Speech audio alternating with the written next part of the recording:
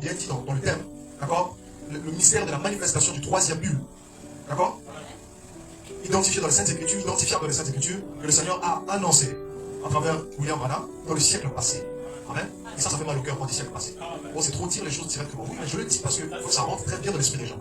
Amen, amen. Il ne s'agit pas d'écarter ce que Dieu a dit en un certain temps, mais il s'agit de voir clairement la position qu'on a par rapport à un certain temps. Quelqu'un écoute ce soir ici, donc, au siècle passé. Ouais. Et pour cette génération. Amen. Pour cette génération. Et oui, c'est pourquoi, vous savez, dans Monsieur S aussi, du temps de ta fin, dans beaucoup d'autres passages, avec, dans la parole parlée à la séquence originelle, ce prophète de Dieu dit clairement, amen, vouloir vivre dans cette dernière génération-là. Comme vous le savez, ce n'est pas la même génération. D'accord? Il dit qu'une génération est de 40 ans. C'est clair. Il le dit. Et j'aimerais juste le dire, le rappeler encore pour mes frères ici. Vous allez lire ces choses. Bon. Une génération est de combien? Bien. Ça, c'est dit par William Branham. Une génération est de 40 ans. Alors, si vous croyez bien comprendre, amen, que ce n'est pas la même génération, mais vous savez ce que cet homme a vu. Amen, amen. Au XXe siècle, amen, était une annonce pour la génération qui devait suivre. Évidemment, il n'est pas venu en sa génération. Il y a plein de situations comme ça où il a cru que cela devait se faire en son époque. Non pas que le Seigneur lui avait dit ça, mais d'après sa foi, d'après sa compréhension. Amen. Quelqu'un que ce soit ici. Amen. Parce que rappelez-vous, il n'y a aucun prophète, amen, depuis le commencement du monde qui a reçu l'incité du Seigneur sur le retour de Jésus. Amen, amen. Tous ont essayé de comprendre à mesure que la foi leur permettait de comprendre. Amen, amen. Mais vous savez, l'incité du Seigneur ne passe pas. Mais la conception des gens passe. Le Seigneur n'est pas venu à cette époque-là. Amen, amen. Pourquoi? Parce que ce n'était pas l'incité du Seigneur. Et donc, s'il n'est pas venu dans cette génération-là, il doit venir en une autre génération. Ah, quelqu'un m'écoute ce soir. L'Esprit de Dieu, Josué, le mot Josué veut dire Jésus notre Sauveur. C'est le Saint-Esprit qui viendra dans l'église.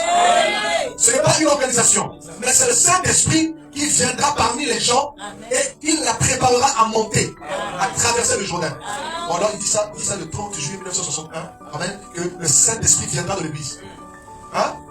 Ce n'est pas une organisation, le Saint-Esprit qui viendra parmi les gens. Amen. Amen, amen. Parce que l'église, ce sont les gens. Pas peut-être les bâtiments. L'église, ce sont les gens. Amen. C'est le Saint-Esprit qui viendra parmi les gens et il la préparera à monter. Amen. Très bien. Donc c'est une prophétie, ça.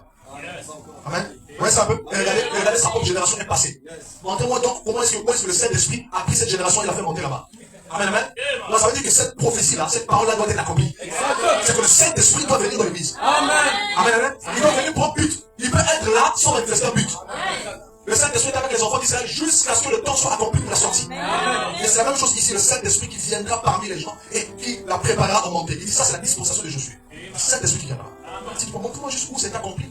Amen, amen. Et cette génération-là n'a pas vu la promesse, mais a lutté pour la promesse. Amen, amen. Cette génération-ci doit comprendre qu'elle est héritière de quelque chose. Que les autres, pour lesquels les autres ont combattu, mais n'ont pas hérité.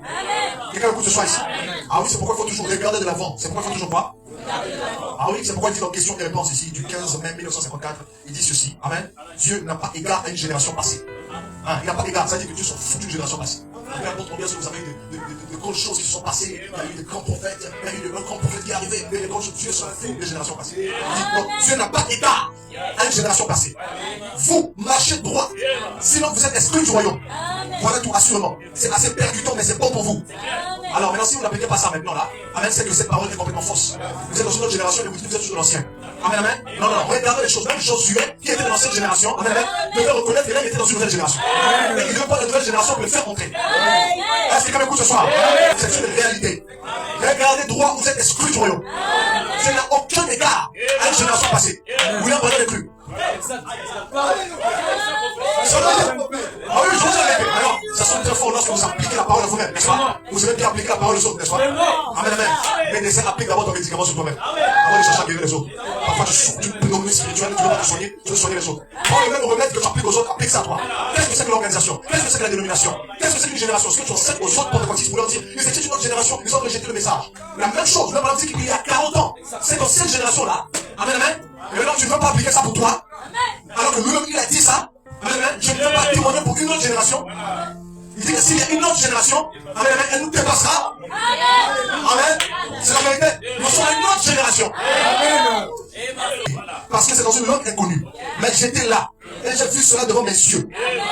Et c'est le troisième but qui approche. Oh, c'est la vision. Amen. Maintenant, si je me dis que ça n'approche pas, donne-moi la vision qui me contredit ça. Mais si seulement on dit qui me dit que ça n'approche pas, c'est déjà arrivé. Amen, amen. Même madame ne peut pas revenir modifier cette vision. Ouais, ça, la vision, c'est le message que Dieu donne directement du ciel. Et Paul a dit, même si nous venons modifier la vision que Dieu donne, soyons mannequins. Donc, si vous voulez, madame, revenez pour te dire qu'il a pris le troisième but, il est maudit. Vous imaginez ça?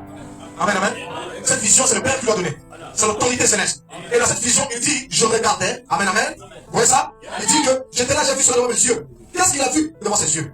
Oh là là. Il y a une chose que je ne peux pas interpréter parce que c'est dans une langue inconnue. Mais j'étais là et j'ai vu sur devant mes yeux. Et c'est le troisième bulle qui approche. Qui fait quoi? Et le Saint-Esprit de Dieu. Comprends les suspensions. Oh là là. Et le Saint-Esprit de Dieu, oh là là. Il dit, voilà la raison pour laquelle le ciel tout entier est silencieux. Maintenant, je ferais mieux de m'arrêter ici même. Vous voyez, je sens que je ne dois pas en dire plus long. Vous voyez? Alors, souvenez-vous simplement le 7e saut. La raison pour laquelle il n'a pas été ouvert. Frère Madame donne 6 coups sur la chaîne. La raison pour laquelle il ne l'a pas révélé, c'est que personne ne doit savoir ce qu'il en est.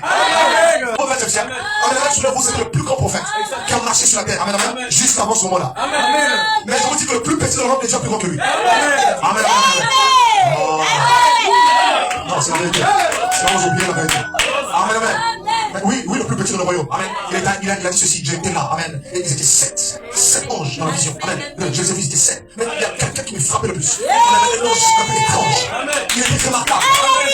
Il était étrange. Amen. Il a dit, c'est celui-ci qui a le 7e saut. Il s'est envolé avec ça. Amen. Il a dit, il est venu juste nous promettre que ça soit brisé. Le plus petit dans le royaume. Mais je peux écrire que c'est petit. Amen, amen. Leurs anges voient la face de mon père. Amen, amen, amen. Oui, c'est vrai, Jésus a dit que Jean-Baptiste était le plus grand de tous ceux de la femme. Acceptez le plus petit de l'homme de celui-là. L'esprit. Non, laissez le travail à l'esprit. Non, maintenant, posez la fondation. Amen. Et il a dit ceci, je dois diminuer. Et nous,